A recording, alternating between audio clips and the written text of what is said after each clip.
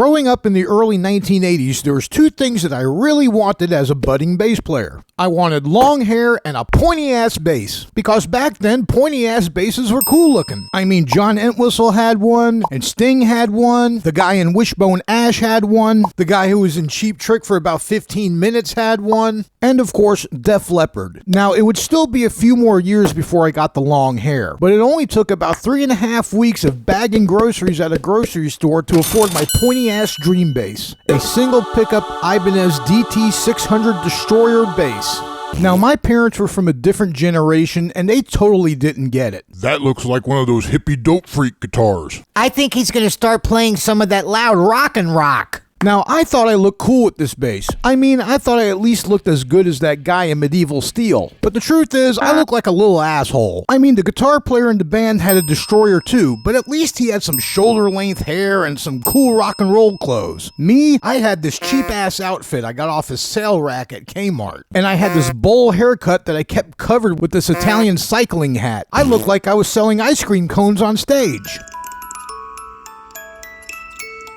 Lieutenant Dan, ice cream. But this was some of the best times of my life as a bass player, making those early discoveries about my instrument. So when Ibanez reissued the Destroyer in 2014, all those memories came flooding back and I had to get one. Now, the Destroyer is actually based on the Explorer body shape, which is originally a Gibson design. As a matter of fact, the Destroyer basses of the 70s looked a lot like Gibson's late 50s Explorer bass prototype, save for a few changes like pickups and hardware. But in the early 1980s, Ibanez redefined the design with a couple extra points and modifications, enough to where it was its own thing but still held the integrity of the original Explorer design.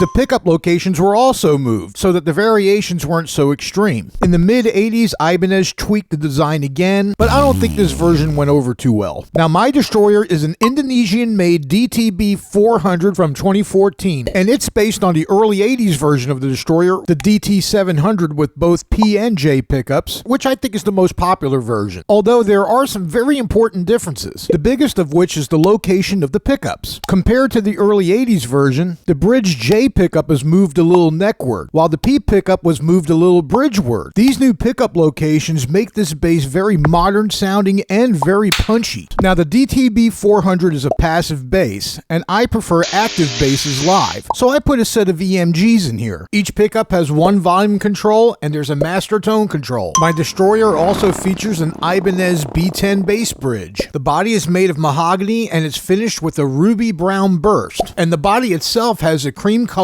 binding. It has a 3-piece maple neck and a Jatoba fingerboard with parallelogram inlays. The neck also has cream-colored binding. The headstock features a plastic nut and Goto-style tuners. Here are some sound clips of the Ibanez DTB 400 Destroyer loaded with EMGs.